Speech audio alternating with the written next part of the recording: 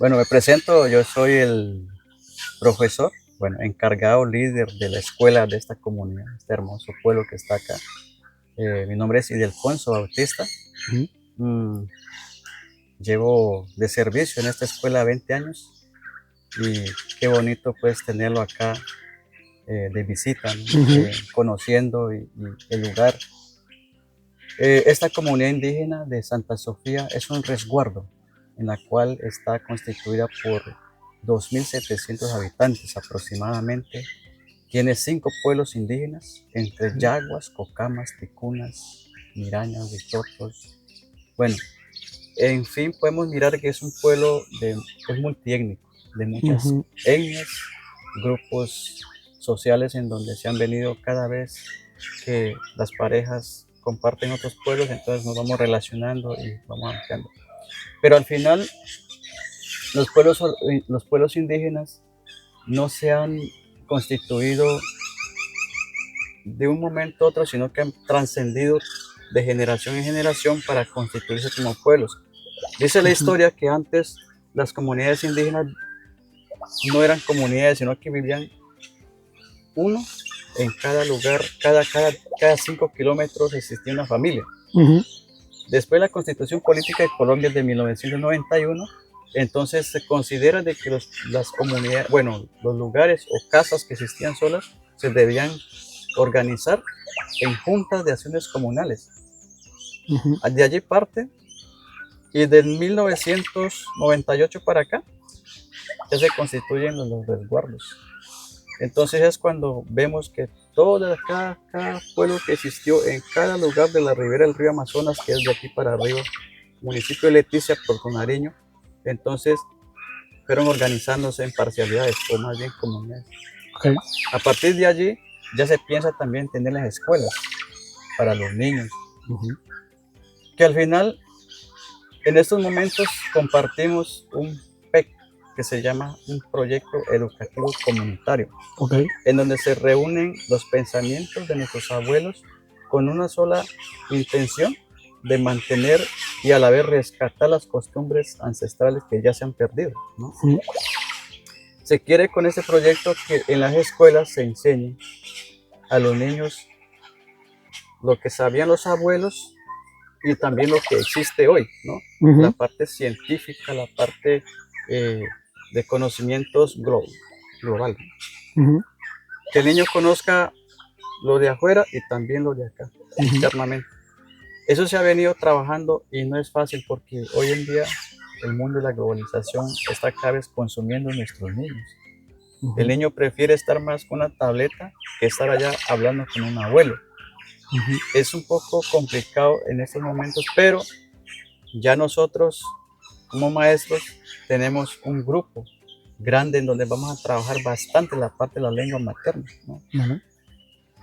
Llevar más a los abuelos al conversatorio, Ujú. a los colegios, a las abuelas, a tejer, a pescar, que eso también ya. Al final de todo, el contexto de nuestra comunidad es muy lindo, Ujú.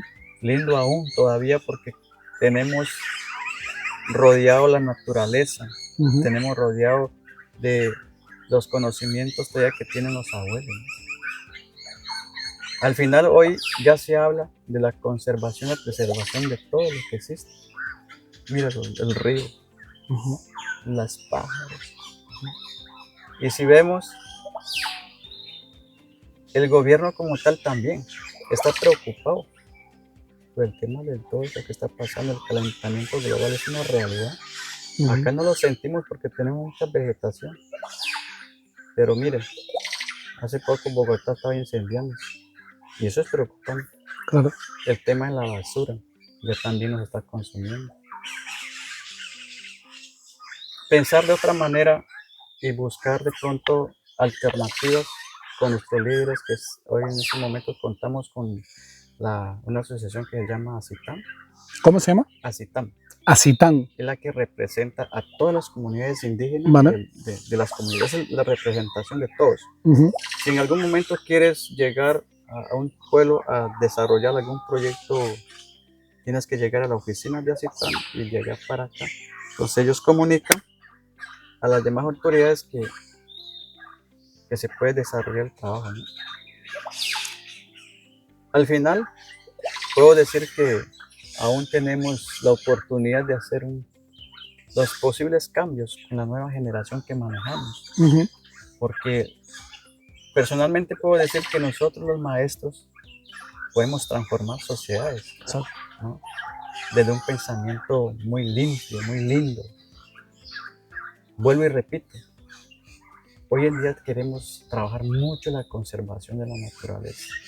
Hoy nos estamos volviendo los pioneros de seguir reforestando. Estamos ya conscientes de eso, que la vegetación, todo lo que existe en nuestra naturaleza, hace parte de nuestras mismas vidas, ¿no? Entonces, cuando ya nosotros, este año, por ejemplo, vamos a trabajar mucho en los planes de estudio. Los planes de estudio vamos a trabajar mucho la reforestación, la conservación, el cuidado de las especies. Al final, pienso de que si todas las instituciones educativas, no, porque es que las instituciones educativas son diferentes, ¿no? Hay diferentes, ¿cómo le digo? La normal en Leticia, en la ciudad, Sí, tiene otro pensamiento, ¿no? claro. De formar. El INEM también. Ahora, ¿El INEM qué es? el INEM es un colegio en donde forman solo técnicos, Vale. pero no como que no tienen esa iniciativa de que, bueno, vamos a pensar en que estamos formando niños para conservación, sino que solamente salen de una vez para, en vez de conservar, salen a hacer otras actividades que no compensan, ¿sí? Sí, no están conectadas con el entorno o la naturaleza donde viven.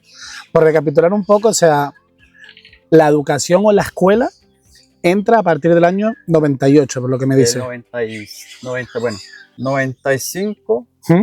empieza, pero mucho más antes ya habían evangelizadores. Vale. Si quieres podemos hacer una cosa. Sí. Nos vamos a entender un poco cómo era antes y cómo es ahora. Cómo surge la escuela, ¿no? Y la parte esa educativa, y cómo es ahora con los retos que tenemos en el futuro. Y lo dividimos así en tres partes. Vale, hablamos entonces entramos en el tema de los evangelizadores. O sea, todo tema que toquemos hoy podría ser una hora de conversación perfectamente. Pero me gustaría entender cómo era el contexto antes, ¿no? O sea, ayer hablaba con el abuelo y me comentaba un poco pues esos corrillos que se hacían en la noche, donde la persona mayor es la que hablaba y compartía el conocimiento, ¿no? Los jóvenes escuchaban, que hoy en día no. Entonces, ¿cómo era esa parte educativa? ¿Cómo se compartía el conocimiento antiguamente aquí en el Amazonas, antes de que estuviera la escuela como lugar o espacio físico? Ya te entiendo. Lo que quieres saber es cómo era la educación, la formación ancestral dentro de los pueblos indígenas. Exacto. O más bien antes de los pueblos indígenas, porque son varias...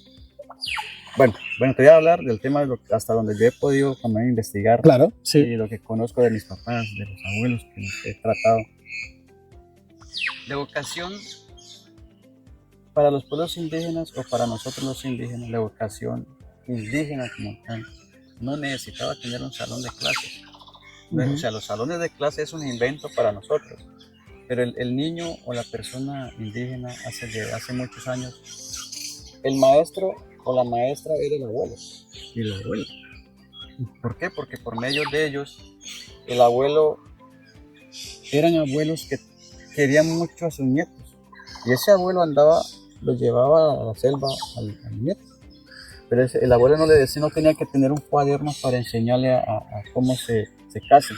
Simplemente con la observación y la práctica ya sabían que se debía casar de esa manera. Igualmente pasaba con la pesca. La pesca era un momento en donde se embarcaba en la canoa el papá y el hijo, o el abuelo llevaba al nieto, y por sí solo aprendían a pescar. De igual manera, en la formación social, las abuelas se dedicaban a las mujeres, a las niñas, a cómo a qué es un fogón, cómo se hace un pescado, cómo se teje un cesto. Cestos son los canastos, ¿no? Sí. la abuela le enseñaba, o la mamá le enseñaba, de cómo debía ser la mujer en el hogar. Todo lo que existe. Pero al final existe un rito que también hace parte de la enseñanza en la formación de nosotros, los indígenas, en el pueblo ticuna, ¿no? Hablando de una etnia nomás. Sí. En el pueblo ticuna existe la fiesta o el rito de la pelazón. Vale, sí. Ese es un proceso largo. Le voy a hacer como la contestación muy corto, pero bien como organizado. Y era en donde la educación, uno compara hoy y el antes,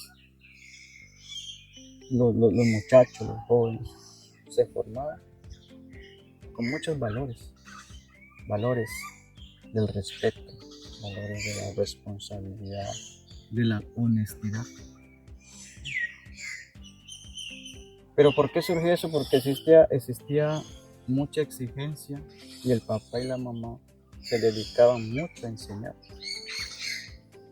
En esos tiempos no existía la tecnología, ni un televisor, ni lo que ni siquiera las energías que vemos allá no existían. Pero entonces existía una formación muy, muy buena. Y si nos vamos a la parte en donde tenemos que hablar del rito tradicional que es la pelazón, la niña cumplía entre 10 y 11 años, la niña le llegó a la primera menstruación que llamamos aquí.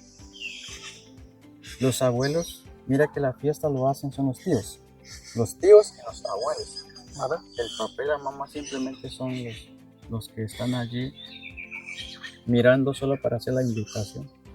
¿Vale? Muy un pescado muy grande. Sí, caimán no creo que sea. Caimán. Entonces la fiesta de la pelazón lo cogían los tíos y las abuelas. Cogían y encerraban en un lugar. En el tiempo vivían en chozas así como ves ayer, la malota. Sí. Así. En un lugar allá fuerte le metían a correr. Sí. Una pasera y ahí metían a la muchacha. Hasta que los tíos y las abuelas, por medio de mingas son trabajos entre todos, trabajamos. Ellos hacían chagra.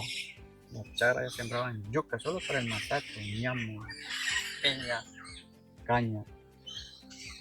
Hasta que la yuca estuviera buena.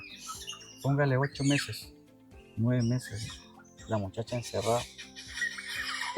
Durante esos 9 meses, los cazadores de ese grupo étnico que es el ticuna salían también a la selva todos los días a cazar chiritos, a cazar venado, danta, y traer la carne y moquearla, o sea, asarla, sí, y dejarla en paceras allá.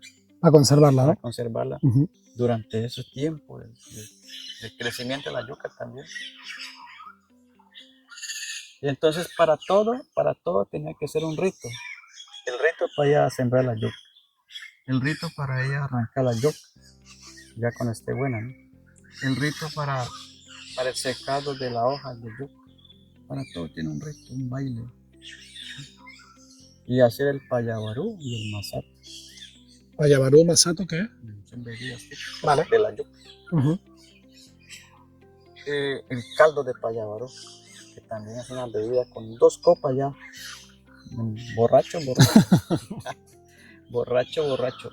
Y bueno, y luego los abuelos cogían y hay una, bueno, eso es como muy secreto en la cultura, que un niño ni una niña ni un hombre puede ver, es una corneta, la hembra y el macho. Esa corneta lo hacen de no sé de qué, pero lo hacen. Porque dicen que es muy sagrado, solamente los abuelos chamanes son los que hacen eso. Con esa corneta ellos van comunidad por comunidad a invitar. Y llevan huito rallado y le pintan aquí. Significa que estás invitado a la fiesta. Vale. Es como la entrada, ¿no? Como la entrada. Te hacen la pintura. Y también nosotros el pueblo ticuna tenemos algo que se llaman los clanes, ¿no? Los clanes del pueblo ticuna. Está el tigre, la garza, el cascabel, bueno, en representación de la naturaleza. Si eres del clan tigre, pues le hacían como una barbita a un tigre. Con eso no llega. Dice que está invitado. Pero durante esos 8 meses también las abuelas son las que atienden a la joven. Si son una o dos, pero ellos son dos muchachas encerradas. Y le meten allá y allá las abuelas le enseñan a tejer, a tejer, a ultimar como el detalle de ser mujer, ¿no? Los consejos. Bueno, hasta historia les cuento. Y en ese proceso de formación, digo que son 8 meses hasta un año, muchas veces encerrados. Ya de acá la invitación y empezaba ya la fiesta, llegaban los invitados a hacer los diferentes bailes, el baile de la charafa, el baile del colibrí, de los enmascarados. Y eso duraba, mira, la fiesta duraba hasta cuando se acabara el masaje, las bebidas. Apenas acaba la bebida, apenas se acaba la fiesta, pero eso también era todo como en orden.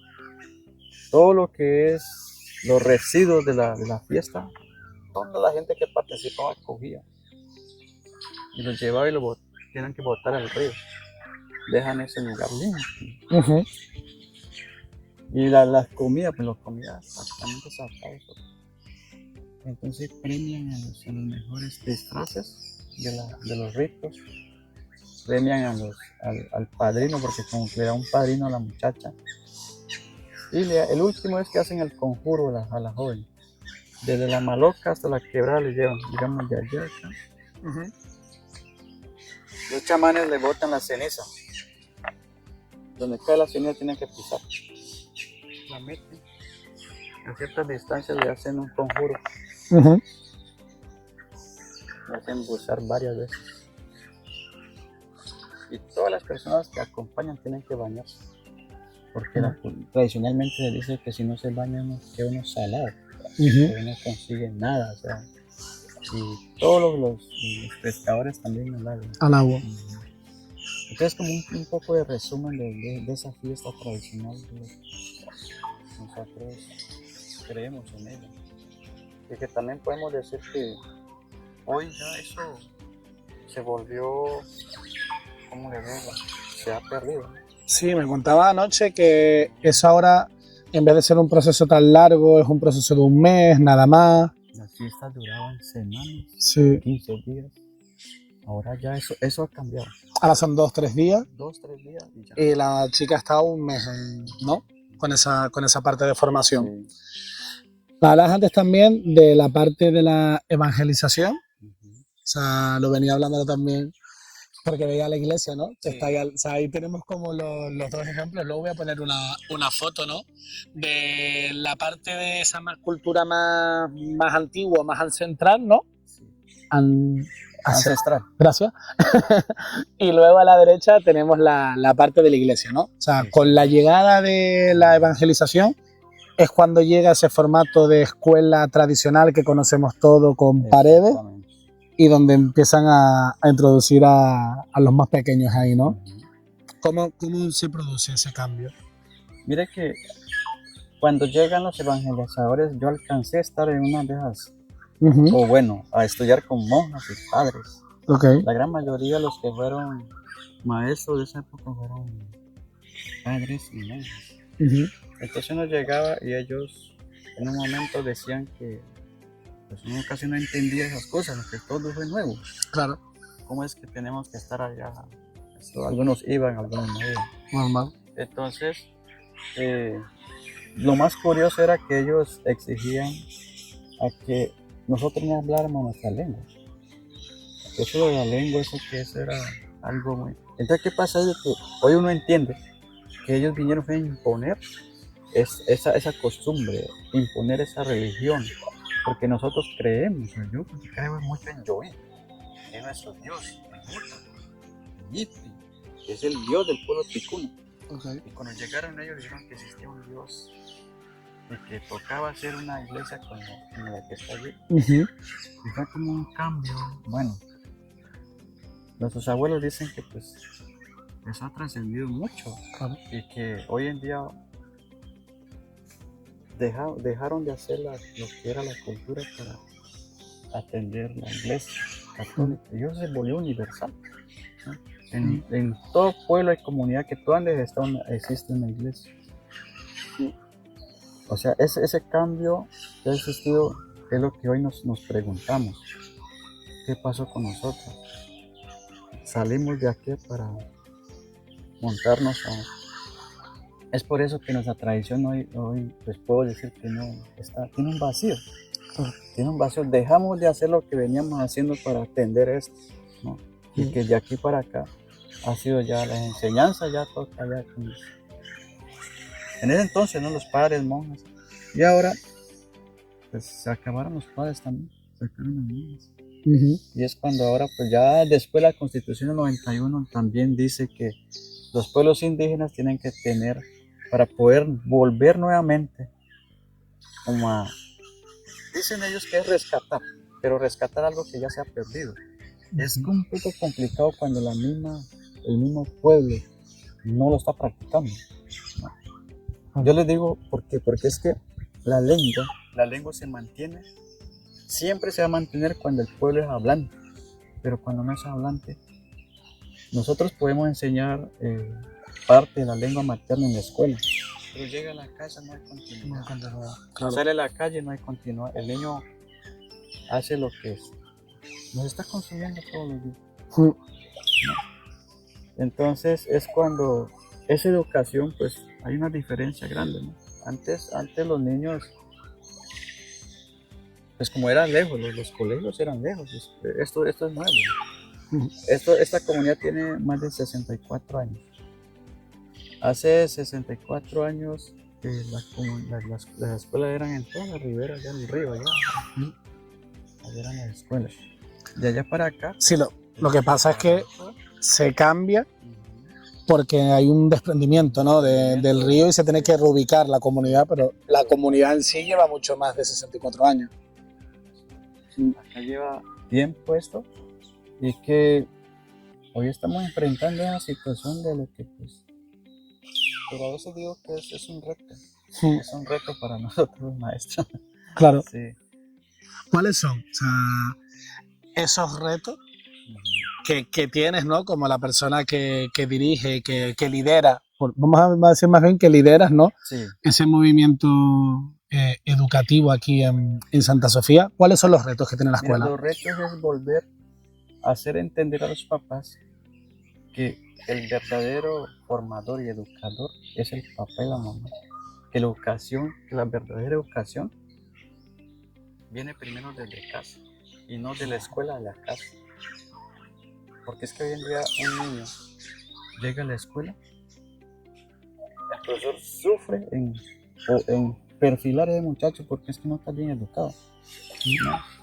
Grosero, desobediente, más que todo en los temas de valores. Y uno va a la casa y la mamá, mira que tu hijo hay que corregirle porque no es que él también es así acá. O sea, un reto es volver a hacer entender al papá de que la autoridad, la primera autoridad es el papá y la mamá. ¿Cómo voy a corregir yo a un muchacho eso cuando uno llega allá y le dice, señora, necesito que me corrija su hijo porque no, profe, lo que pasa él también es igual a que nos pasa. Claro. ¿Y usted qué ha hecho con el papá? No, ya no puedo hacer nada con él. Sí. O sea, un reto es la pérdida de autoridad en el núcleo familiar de cada hogar. Sí. Ese es un reto para nosotros. Sí. Muy grande en la educación. Porque si en la casa no le exigen, ¿cómo es? El muchacho va allá, no es que el profesor. Claro. Y hay una gran responsabilidad en la pérdida de liderazgo. La pérdida de liderazgo aquí en nuestro resguardo es preocupante. Trabajar eso de que los muchachos salgan con el pensamiento de liderar, de participar, de colaborar. Y que el tercer reto es que estamos invadidos de la drogadicción. Acá estamos invadidos de la drogadicción y es un factor que afecta casi que a la persona directamente como niño, ¿no? Como joven. Porque un muchacho que se note que está consumiendo, él no le importa ya, no quiere estudiar, no quiere hacer trabajo, no quiere hacer tarea, no, quiere estar en el mundo ya metido.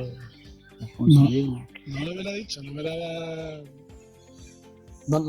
dado cuenta de...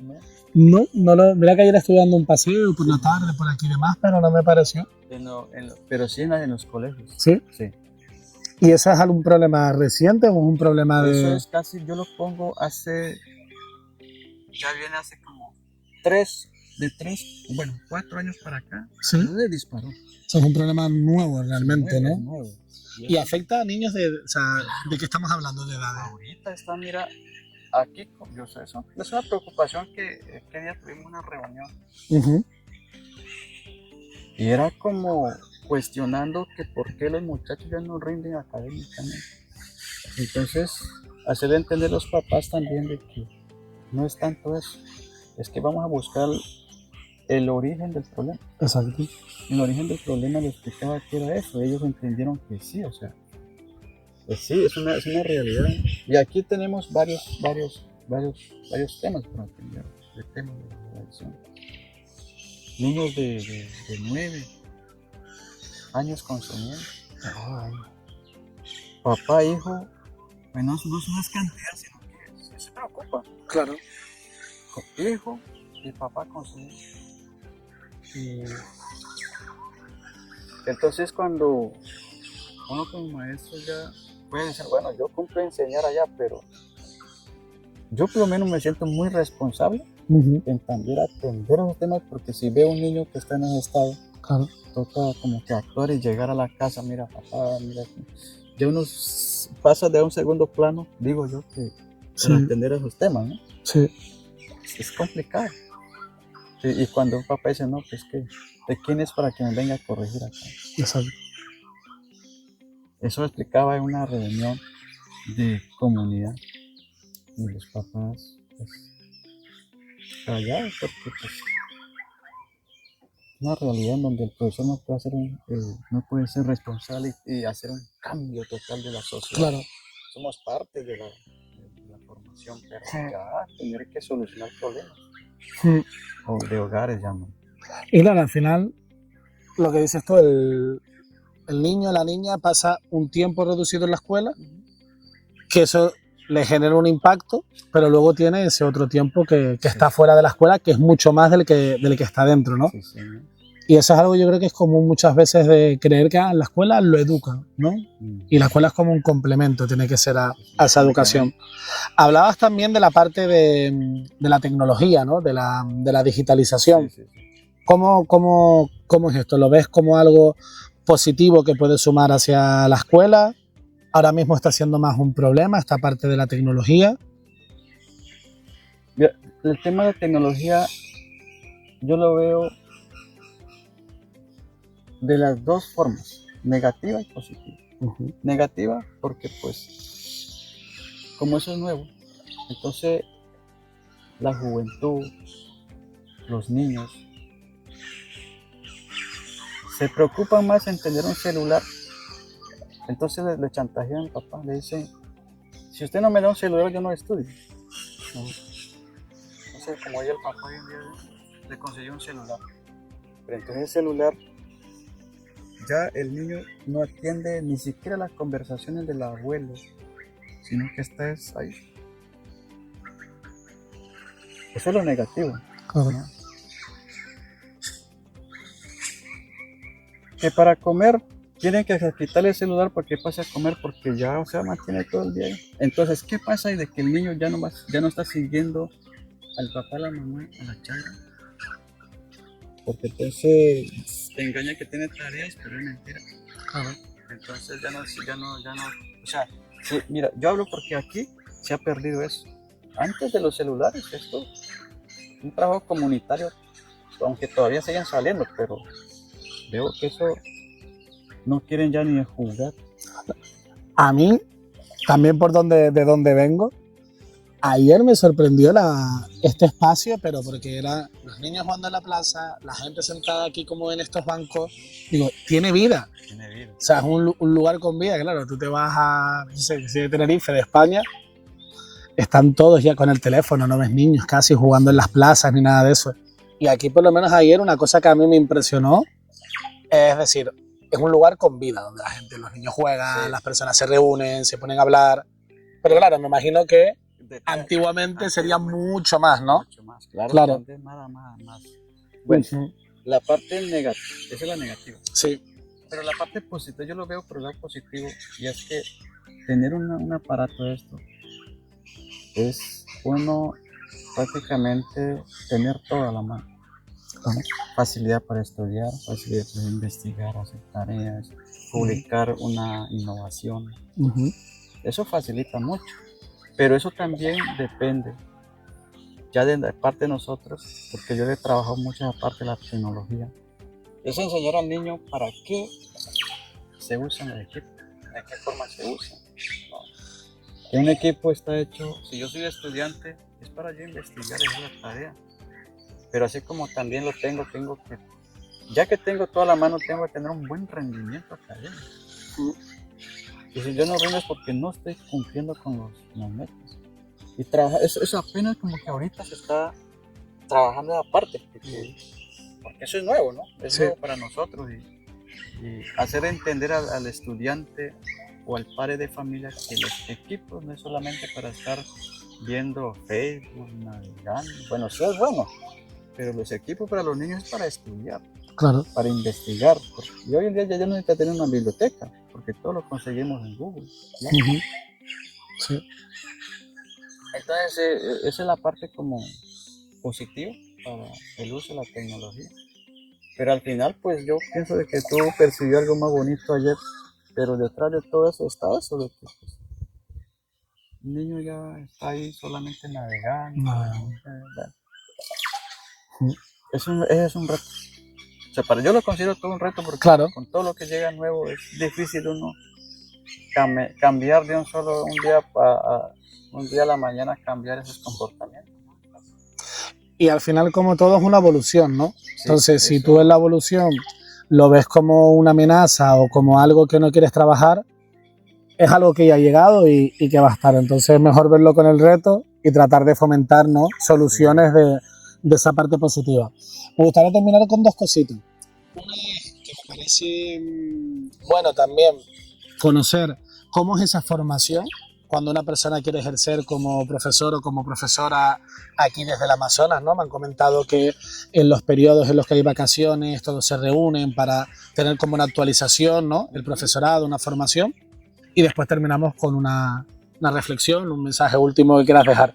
Pero me gustaría que antes nos contaras un poquitito cómo es esa parte de formación o cómo fue tu camino también para llegar hasta donde estás ahora. Ya, para ser profesor acá en esta zona de los pueblos indígenas, hablo de lo que yo he recorrido en todo ese proceso, haciendo parte pues, de la comunidad. Llega un momento en donde nos dan la oportunidad a los pueblos indígenas, porque antes la gobernación era la que mandaba todos los profesores de Leticia. O bueno, estaban los misioneros, luego viene gobernación, bueno, institución, mandaban profesores, porque en las comunidades indígenas no había profesores capacitados, no habían jóvenes que habían estudiado. Hablo de aquí del 80 para acá. Sí. Entonces nosotros, los que en las casas pudimos salir a estudiar en Leticia, eran los que teníamos más o menos la oportunidad de salir. En ese tiempo, pues para ser profesor tocaba estudiar en Leticia, ¿no? En Leticia, que se llama la normal, que solo estudian para profesores.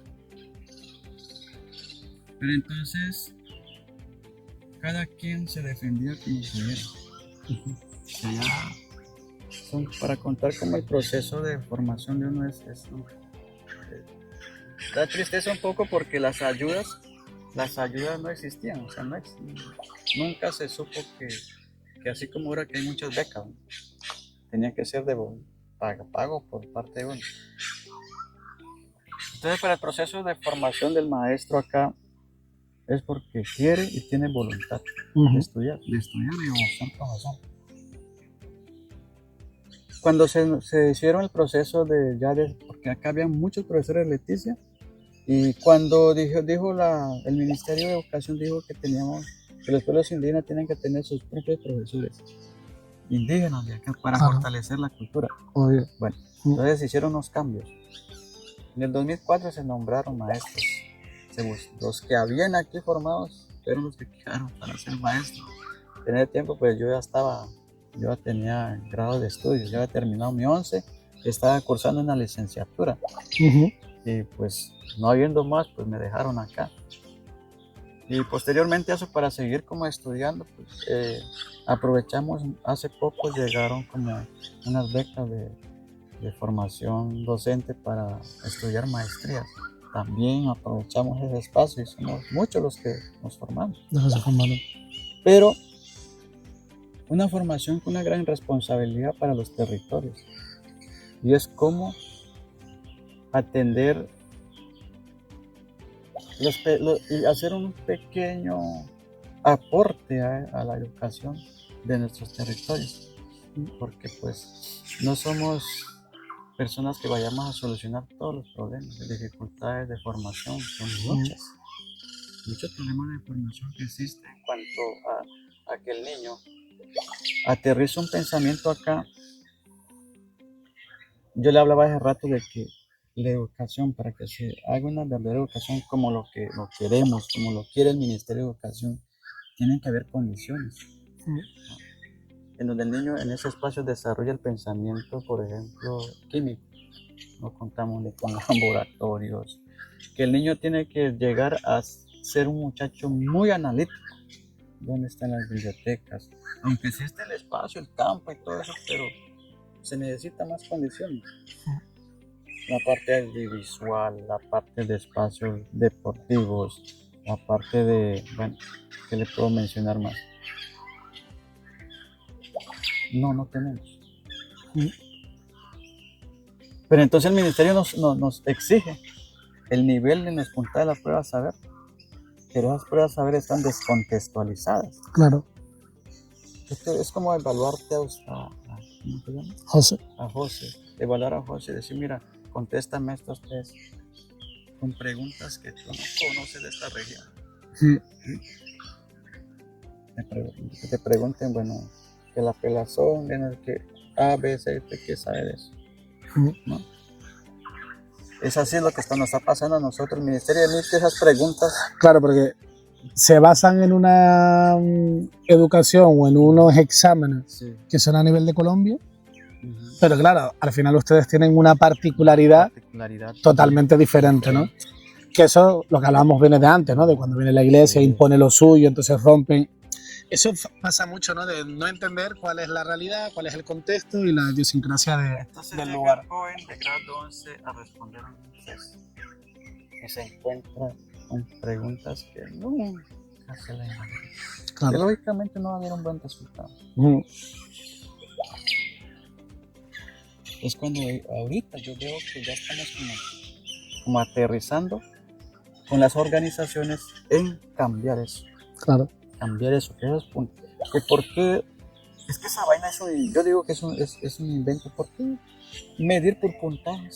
Si la vida del ser humano es atender cada novedad de la vida que tiene, y él tendrá la capacidad de la solución. Ahora, para medir el conocimiento de un estudiante, no le veo como sentido a eso de estar cada rato evaluando, pero ¿qué? O sea, no estamos haciendo nada. Ahora vienen las pruebas, saber de un niño, saber pro de un niño que aquí de grado hasta grado quinto que evalúan. Sí. Uno ve esas vainas, no, pero el niño no tiene ni siquiera idea de lo que le están preguntando. Entonces, pero al final, en el lugar en el que está, la educación a veces tiene que ser en otro tipo de cosas. Excelente. Pregúntale más a lo mejor por cosas de la naturaleza, pregúntale por más habilidades, ¿no? Que son las que tiene que desarrollar para este territorio. Sociocultural. Claro, más que esas preguntas que no le aportan nada o que al final ustedes no terminan de enseñarlo aquí porque no aporta valor. A nosotros no nos aportan nada de esas cosas, ¿no? Claro. Entonces, pienso que de esa forma, pues, lo sentimos como una imposición. Nos imponen algo. Bueno, al final toca atender. Cierto. ¿Con qué reflexión te gustaría cerrar? ¿Con qué mensaje? Cerrar me refiero a terminar. Sí. Bueno, la reflexión sería pues que el ser maestro es la mejor profesión que uno puede tener en estos campos. Y es muy lindo ser maestro acá en esta zona. ¿Por qué? Porque cada vez que uno encuentra todos los días, es como usted como maestro atender 45 mundos diferentes de pensamientos y tener esa capacidad de que algún momento de la vida esas personitas van a crecer, pero que tú tengas la dicha en decir, hombre, yo formé a estas personas, verlos actuar como usted de pronto formó o aportó a cada pensamiento. Porque sí tenemos la capacidad de cambiar la sociedad con pensamientos de, empezando por ser primero buenas personas, personas activas, personas capaces de enfrentar su realidad, capaces de solucionar sus propios problemas sin problemas, ¿no? Entonces es cuando yo digo que ser maestro, tenemos el mundo en las manos de hacer el cambio. A mí me gusta mucho ser maestro. Qué bueno. Yo amo ser maestro. Es muy lindo, muy rico. Se nota y eso seguro que lo transmite, ¿no? En el centro, y al final lo haces con pasión, ¿no? Que ahí es cuando vas a conseguir a generar los cambios que estás buscando, seguro. Lo que a mí más me apasiona es yo formar todos los días. Formar los niños. Y tener que pararme y hablarles como si fueran mis hijos. Y atenderlos como si fueran mis hijos. Y me da alegría cuando todos los niños llegan al colegio y que usted llega como maestro y casi la gran mayoría de los niños te están esperando. Porque les gustan tu clase. Les gustan cómo usted impartes, cómo hablas, cómo te relacionas con ellos. Eso es muy hermoso, a pesar de tantas cosas y necesidades que hay. Entonces, considero de que estoy en un buen lugar. Qué bueno. Afortunado. Afortunado. Totalmente. Qué bueno. Eso es lindo. Y no tanto eso, sino que el maestro no solamente es maestro en el aula. He aprendido que el maestro esté donde esté. Porque a donde salgas te van a decir profe. No solamente en la escuela, aquí, en la calle, en la comunidad, en Leticia, siempre profe.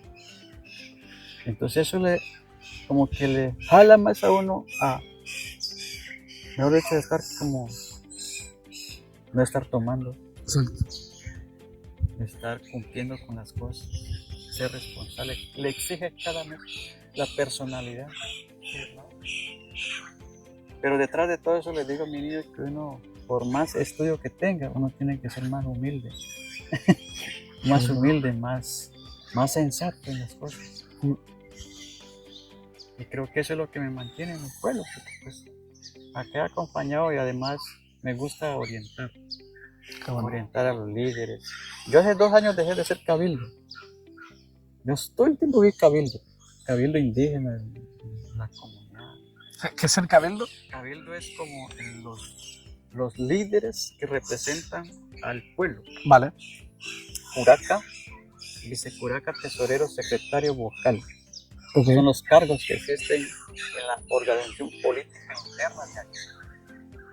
Si usted llegó, pues tiene que presentarse al curaca. Curaca debe saber que existen los visitantes y que entre todos vamos a cuidar a los que lleguen. Vale. La parte organizativa interna es muy lindo porque es que aquí también se atienden y se forman a las personas. Existe un reglamento interno que llamamos como un manual de convivencia.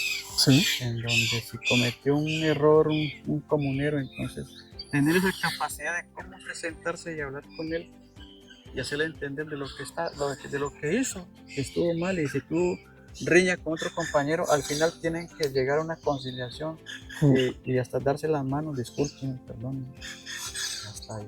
Y solucionar el problema. Qué bueno. Muchas veces yo le hago a manera como de recorcha, chiste.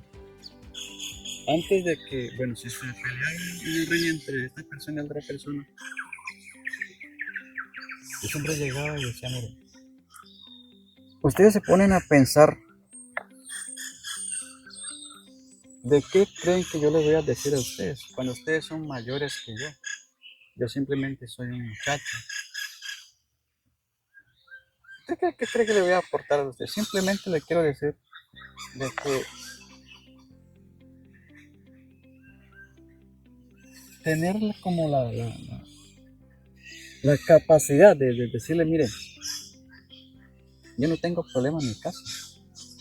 Personalmente no tengo problema en mi casa. Ahora, ¿cómo voy a venir a solucionar el problema de ustedes, los dos adultos que están peleando?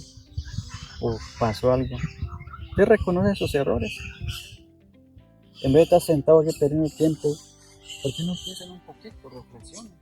Claro. Y es cuando hay como un cambio en ellos y se les viene como que, no sé. Y ahí empiezan, bueno, escuchamos a usted. Y ya, empieza como el diálogo, se bajan los humos. Claro. Sí, a veces llegas con el cuchillo afilado, ¿no? Decimos, a decir todo lo que está haciendo mal la otra persona, pero no me he parado a pensar qué pude haber hecho mal yo, ¿no? Y construir desde el error que ha hecho uno más que desde el reproche, ¿no? de la otra persona.